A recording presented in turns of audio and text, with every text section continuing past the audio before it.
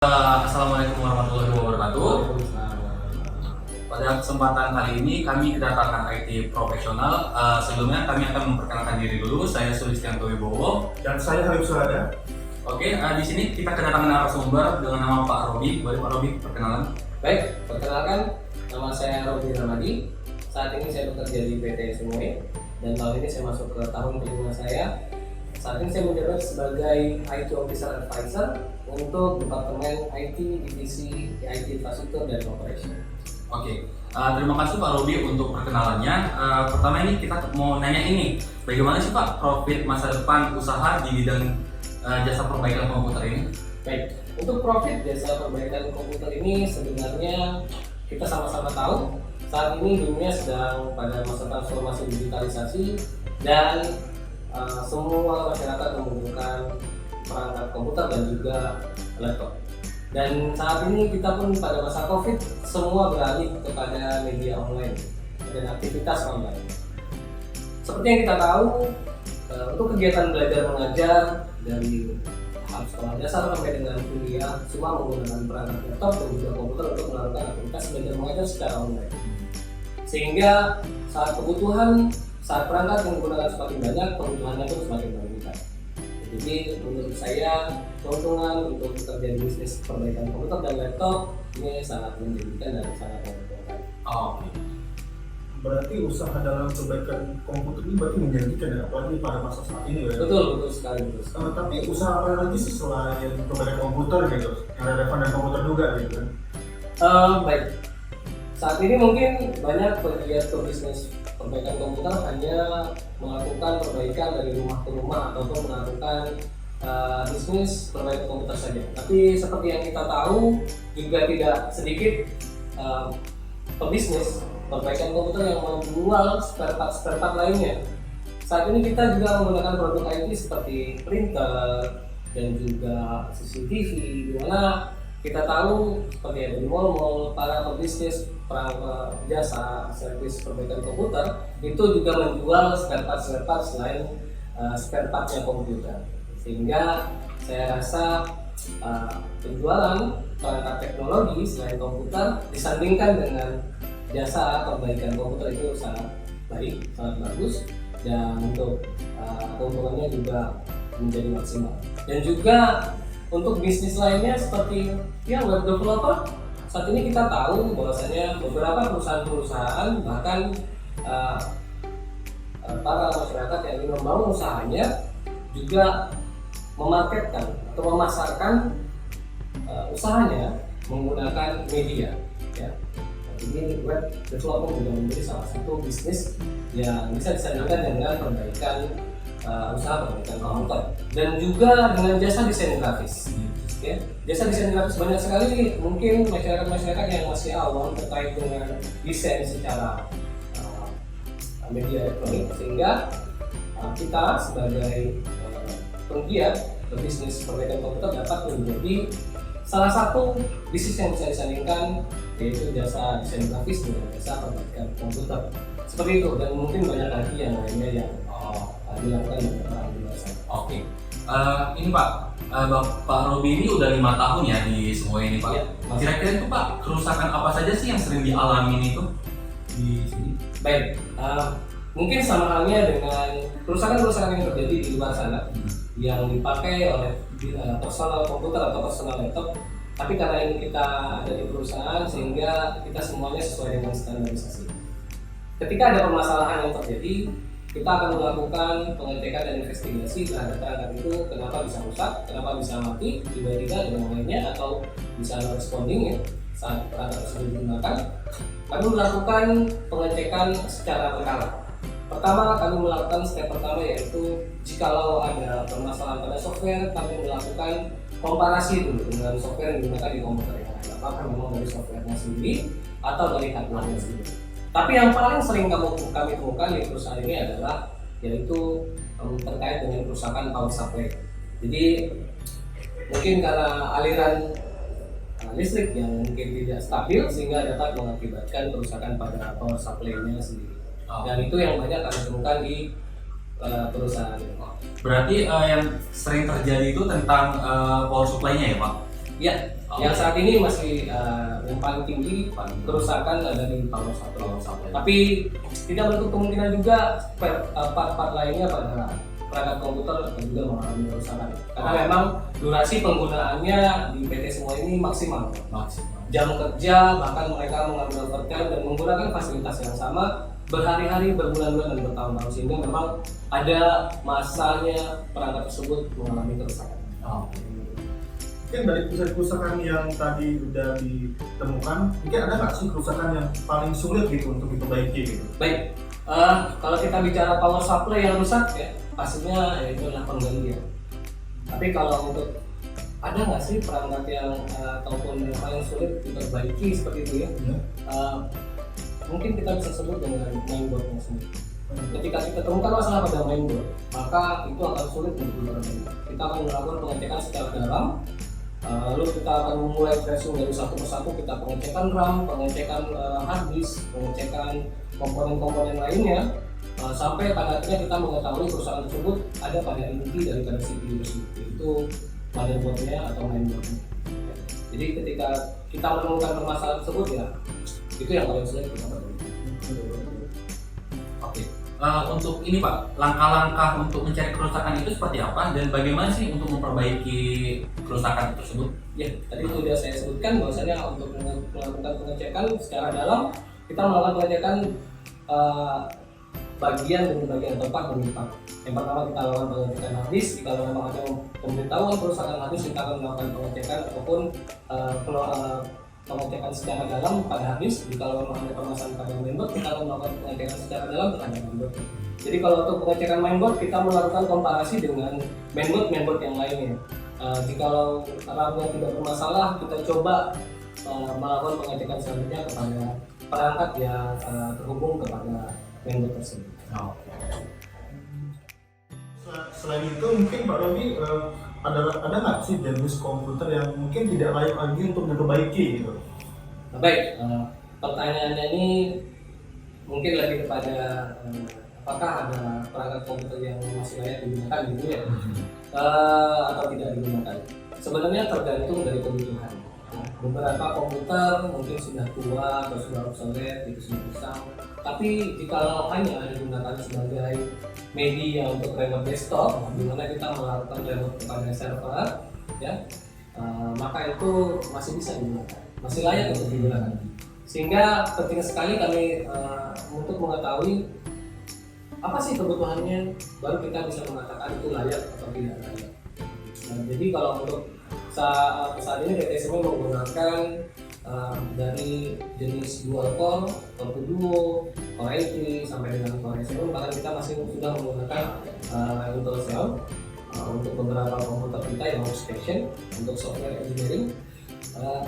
Sehingga kalau perangkat yang tadi dual core masih menggunakan, kita harus tahu kebutuhan apa. Jadi dia layak untuk kebutuhan yang mana, dia tidak layak untuk kebutuhan seperti itu. Tapi ada juga yang memang sudah tidak layak lagi digunakan karena memang sudah barang tersebut dikategorikan rusak.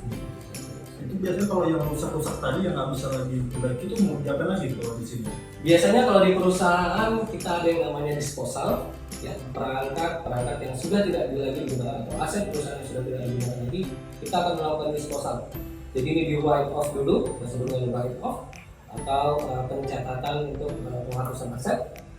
Lalu selanjutnya perangkat tersebut diregisterkan, lalu diinformasikan kepada finance sebagai penanggung jawab aset. Baru selanjutnya barang tersebut didisposal. Saat didisposal banyak, biasanya nanti akan diberikan kepada beberapa sekolah yang memang masih bisa memfungsikan perangkat tersebut. Ya, misalnya dia hanya kalau supply-nya saja rusak, tidak ada lagi produksi spare part-nya, itu nanti kita akan menggunakan ke sebuah sekolah atau yayasan, ataupun biasanya yang disposal memang sudah tidak bisa lagi digunakan dan akhirnya dibuang ke limbah, menjadi limbah, karena dia memiliki kapasitas dari perangkat yang lain untuk berhubungan dengan elektrik. Oke, Pak Robi, di sini itu untuk sistem operasinya itu menggunakan apa ya? Apakah Windows aja atau ada sistem operasi lainnya? Baik, saat ini perusahaan PT SME menggunakan sistem operasi Windows untuk setiap komputer yang digunakan karyawan. Jadi untuk karyawan menggunakan sistem operasi Windows, dan kita sudah mengupgrade semua dari Windows 7 ke Windows 10.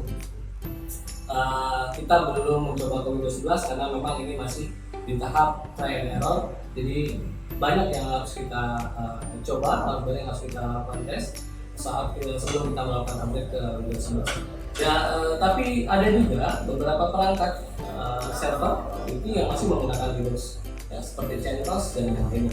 Karena memang dipergunakan dengan fungsi yang berbeda, berbeda dengan kebutuhan user yang menggunakan perangkat komputer seperti biasanya. Oke. Berarti tidak hanya Windows saja ya Pak? Tidak hanya Windows, kita ada juga Linux. Oke. Berarti yang Windows kan untuk karyawan ya, Pak. Tapi karyawan di semua itu ada banyak nih. Apakah mungkin komputernya itu satu persatu diinstal atau mungkin bisa sekali banyak, atau ada caranya sih untuk menginstal komputer sekaligus gitu? Baik, saat ini saya melakukan penginstalan di setiap komputer itu dengan cara melakukan penyalinan image di satu hard disk, lalu disalin ke hard disk yang lainnya, sehingga tidak perlu dilakukan instalasi satu persatu mulai dari nol lalu sampai jadi Windows install dan yang lainnya softwarenya diinstal lagi. Jadi kita hanya melakukan penyalinan image atau kita sebut dengan cloning hard disk. Baru selanjutnya hard disk yang sudah di cloning kita pasang ke komputer yang ingin kita gunakan untuk karyawan. Seperti itu. Oke. Berarti itu cloning ya Pak? Kita sistem cloning ya. Oke. Gini Pak, untuk memperbaiki komputer itu bisa nggak sih Pak dari jarak jauh? Oh, oke. Saat ini pun saya menghandle karyawan semuanya yang bekerja di Singapura, dan saya melakukan sistem remote dengan menggunakan ultraviewer dan viewer. Jadi seperti yang kita tahu, banyak sekali aplikasi remote yang digunakan di dunia IT ya. Ada AnyDesk, ada Oasis, ada VNC Connect, ada Chrome Desktop bahkan saat ini Chrome Desktop, sehingga untuk melakukan perbaikan secara jarak jauh itu bisa, asalkan dia tidak dia tetap masuk kepada sistem Windows-nya.